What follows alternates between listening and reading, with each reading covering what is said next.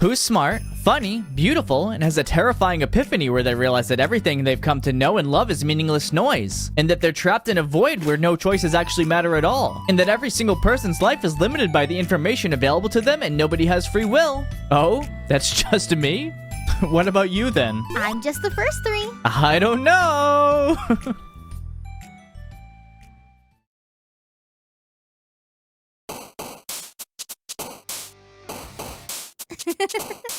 Hey, you look nice today. I'm Juice, and I just wanted to preface this by saying that Monika is one of my favorite characters. In fact, I would go as far as to say she's one of the most interesting characters in video games. I know, quite the statement, but just hear me out. Okay, everyone. If I don't at least make you appreciate this character a little bit more by the end of this video, then go ahead and leave a dislike. But if I do, you have to leave a like and a comment saying why. Deal? Deal. Let's start from the beginning. If you haven't played Doki Doki Literature Club, first of all, you should. It's a fantastic experience. My playthrough and podcast of the game will be linked below for you. The game is free, or you can support the creators with the release of the Plus Edition. But if you're watching this anyway, let me just give you a brief overview. DDLC is a visual novel made by Dan Salvato and released in 2017. It was an instant hit with millions of downloads, even winning IGN's People's Choice for every category it was nominated for. The game was everywhere. It was hard not to see if you were browsing the internet. The reason for this is because how much the ideas and themes of this game blew everyone out of the water, completely subverting expectations. And while it's not the first game to ever do it, the execution, characters, and attention to detail along with that smidgen of internet wildfire took this game to the top. What starts as a cute anime dating simulator transforms itself into a psychological horror game, where one of the girls becomes aware of the fact that she's in a video game, and does everything she can to let you know she's yours and she wants out, going as far as to alter the other girl's personality traits, game script, or even deleting the universe to be by your side. That girl in question is Monika. That's me. The class star and completely out of your league. Because she's mine. In 2021, the Plus Edition I mentioned earlier released, which was essentially a deluxe version of the game that brought it to consoles, and even had a physical edition for people who want those kinds of goodies, aka me. But the biggest addition were the side stories, which showed us how all the characters met. In the lore, technically the main game takes place in what's called a virtual machine.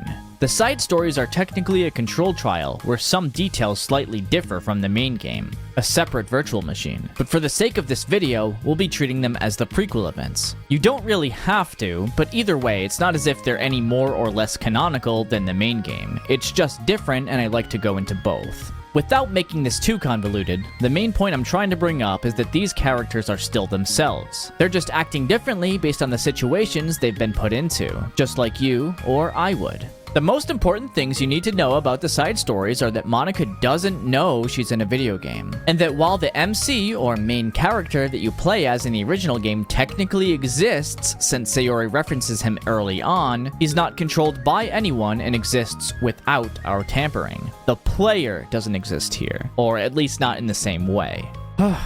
But with all that out of the way, here's where we can see the essence of who Monika is as a person. Her core personality traits without any tampering. With this knowledge, we can see the bigger picture, and see just how this perfect girl's whole universe came crashing down. From the first few minutes alone, we can tell that Monika is a super hard worker, but judges herself with every move she makes. She's a bit extroverted, her confidence and energy coming from other people, and it's fleeting when after days of trying to start the literature club, not a single person has walked through the door. Her goal is to create a club where everyone can share their passion for literature and be able to express themselves in ways they otherwise couldn't. She has the idea in her head, but can't seem to organize it enough to be a clear vision. She just can't get it down on paper. It's not until she falls asleep at her desk after nights of losing sleep working on this that she meets Sayori, and things begin to take shape. She's embarrassed to admit she's currently the only member of the club. This is because Monika likes to present herself and her ideas in a complete and perfect form to best impact others. It's a perfectionist mindset that we'll see for the entire story. It's why it hurts her feelings when Sayori jokes about Monika napping, and Monika defends herself by saying she's been working really, really hard, and tells her that she's welcome to join once everything is put together and more people join. But Sayori says no!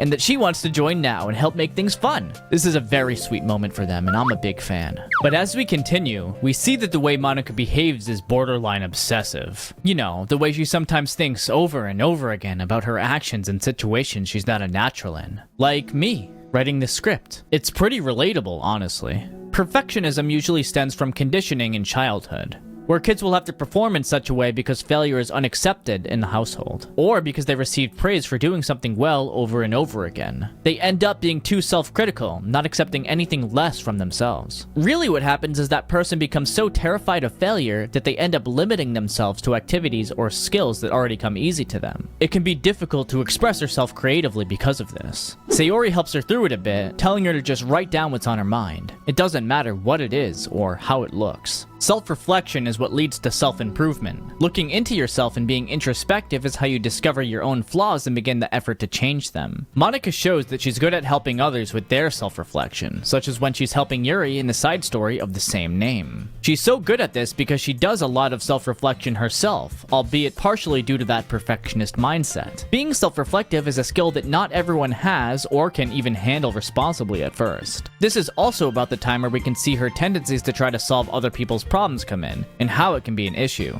She cares so much about the club and the people in it that she's trying to practice scenarios to protect other people and help them get along better. Like with the whole subjective versus objective language topic that she brings up to try to get Natsuki and Yuri to communicate their feelings better and get along. This way, she can preserve the state of the club and the vibe of the room with as little conflict as possible. Very conflict avoidant, this one is. They perform an exercise using fruit as a base. Monika asks Sayori what her favorite fruit is, and she says cherries. Monika then says, "Cherries are disgusting." What? The exercise is not to invalidate the opinions or feelings of others by explaining instead of speaking in absolutes. Normally, people say cherries are delicious or cherries are disgusting. Instead, say things like I don't like cherries or I love cherries, adding a subjective qualifier to the statement. It's definitely a good lesson, but ultimately it does end up making things worse temporarily for the club. Hey, at least it helped them face their problems in the end. Speaking of the side stories, we can talk about respect as well. This is the third side story, tackling the relationship between Monika and Natsuki. Their relationship is off to a bumpy start, with Natsuki's defense mechanisms and Monika's set-in-stone vision for what the club is getting in the way of genuine interaction between the two. Monika immediately judges Nat for her interest in manga and believes that she only joined the club for selfish reasons. Half of this issue comes from her perfectionist attitude of wanting the club to follow her vision. Natsuki, on the other hand, doesn't even tell Monika that she can write poetry, and didn't just join because she's into manga. By the end, though, they learn to have respect and understanding for one another, and build their friendship through the literature club, after Monika learns of Natsuki's friends and how they treat her for her interests, then realizes she's doing the same. Wow. You really tend to dislike seeing the worst parts of yourself in other people, huh? Don't you see a lot of yourself in me? No, not like that. Like how you always want to insert yourself into any situation like I do, to make things better for everyone? Like this. Hey guys! Remember to subscribe to the channel for more character analysis videos like this one. And maybe you should like the video too, since I know how much it helps get the video out there. If I could change the YouTube algorithm, I would. But I can't do that for my reality. Oh well, we got this. But at the end of the day, manga is literature. Monika even gets lost in one of the manga issues that Natsuki left out, and learns to play the piano because she felt like she related to one of the characters. It was a very wholesome moment, which these side stories are full of. They show a lot of personal growth within Monika, and the development of a strong social support network with the help of the other members of the club. But when we enter the main story, and Monika is granted elevated access to the game, aka her admin powers, it's almost as if all this progress is uprooted. Whether the side stories would be canon or not, realizing that all the growth you've seen in yourself and your friends is nothing more than ones and zeros fabricated by a higher power looking in, it devastated her and caused her to reconsider her entire existence. Haven't I embarrassed myself enough? Let's move past it. We also see a lot of her perfectionist tendencies shine through in the main game. This isn't any better. It slowly slips as time goes on, but from the start, even though she knows that she's in a video game, she still tries to present the club for what it is, and make it as good as it can be. Just like she did with Sayori when she was first making the club and creating that vision, caring for her friends, and teaching you about her passion. How did she keep it together for as long as she did? Honestly, it's beyond me. It must have been difficult as hell. You have no idea. She wants to present the game as it is and let you choose her so that she can reach out to you that way. But once it's clear that that won't be possible, she becomes desperate. Nothing around her feels real anymore, and no one except for you. It's at that point that she really starts messing with the characters to make them less desirable. What happens as a result of this is devastating to everyone. But it starts with Sayori, who is driven to take her own life due to Monika's tampering. This is even worse when you think about the fact that Monika is the first person she opened herself up to about her depression. Then, she makes Yuri much more obsessive, making it extremely difficult for her to contain her emotions that she already had trouble with, causing her to turn to unhealthy coping mechanisms more and more until her end. And finally, Natsuki, who she just outright deletes from the game toward the end, not forgetting to take a bite out of one of her famous cupcakes before they disappear too. Monika genuinely cared deeply and wanted to help. And yet, this is still the result after the epiphany because she views it all as inconsequential compared to reaching out to a world where she thinks she'll have free will, whatever that means to her. Why didn't she just program a route for herself, I hear you asking? Well, if you couldn't tell, she's not very good at programming. Hey! Just because you're granted power doesn't mean you're gonna know how to do something so complex with it. She could change dialogue, character attributes, delete things, and somehow even create a path for the player to live through the protagonist? Okay, actually, that last one is pretty complex. Did you really do that? Well, that last one is actually just a game theory. But everything else, yes. But what I'm saying is obvious by the fact that she pretty much deleted everything by the end anyway, so that she could finally just actually talk to the player, giving them time to sit with one another. That was her perfect ending. It did take her a long time to get good at doing any of that, though. I guess we can thank Sayori for her advice. You know, about not everything having to be perfect after all. At the end of the day, though, I can't really blame her for everything she did. It doesn't make it right, and even she admits that once you have to delete her to complete the game. Having a quote-unquote epiphany that nothing matters isn't reserved to items of code that are granted admin privileges. It happens to people here in the real world all the time, often with negative consequences. While this knowledge can be freeing for some people and help them reevaluate their priorities, it can also be detrimental to one's mental health. We can see how Monika becomes more and more detached from her reality, looking towards a reality that she was given a glimpse of, the players. Things around her are no longer viewed as real, they're fake. The people, the objects, the world. But she realizes simultaneously that this isn't normal. This is called derealization, and most people will have an instance of this in their life and is often called an out-of-body experience. However, some people either live like that or have it chronically. Monika displays a lot of characteristics associated with this, such as things appearing wrong, more sharp or blurry, sounds being too loud or soft. The world appears lifeless. This is most evident in her poem Save Me, which is on screen now. Save me. The colors, they won't stop. Bright, beautiful colors. Flashing, expanding, piercing. Red, green, blue. An endless cacophony of meaningless noise. The noise, it won't stop. Violent, grating waveforms. Squeaking, screeching, piercing. Sine, cosine, tangent. Like playing a chalkboard on a turntable. Like playing a vinyl on a pizza crust. A breathing ribcage. An endless poem of meaningless. Delete her. Come on. I wasn't that detached. Was I? I was depressed.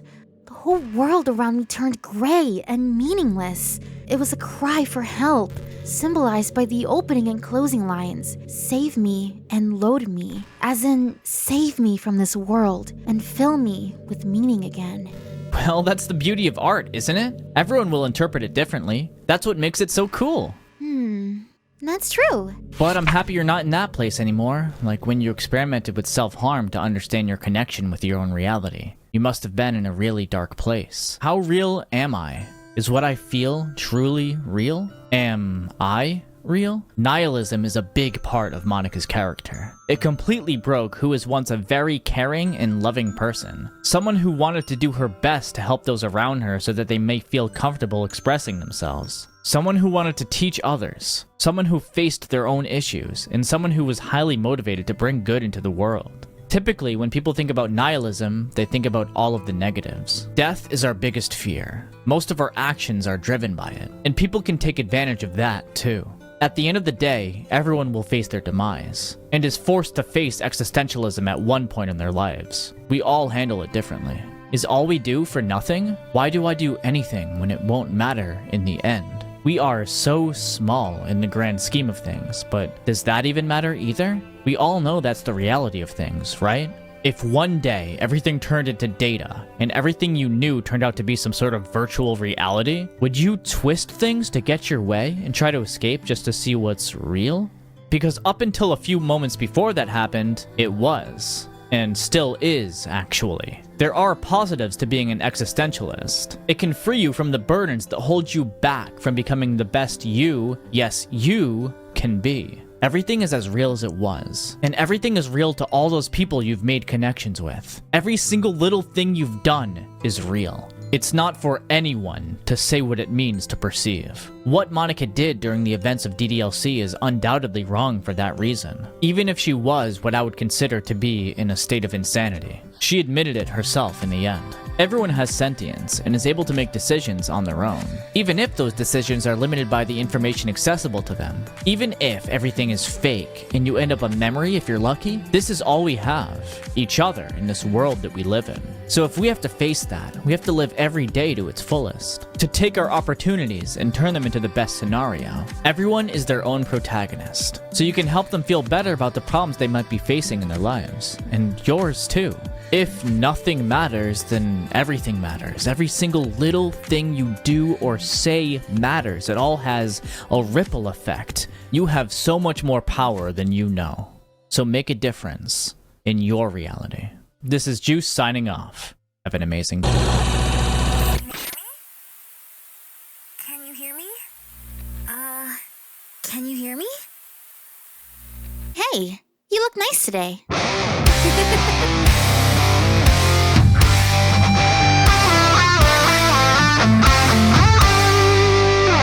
Every day, I imagine a future where I can be with you. In my head is a pen that'll write a poem of me and you. The ink flows down into a dark puddle. Just move your hand right through into his heart. But in this world of infinite choices, what will it take just to find that special day? What will it take just to find that special day?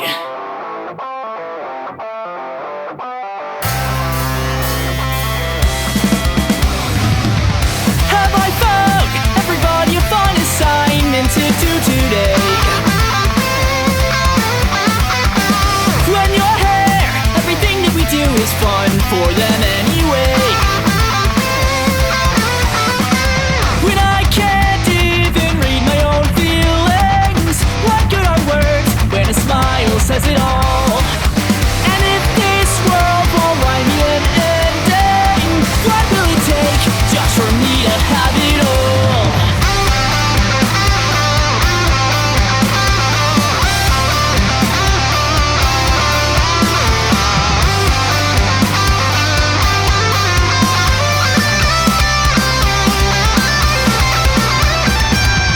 Does my pen only write bitter words for those who are dealing? Is it love if I take you, or is it love if I set you free?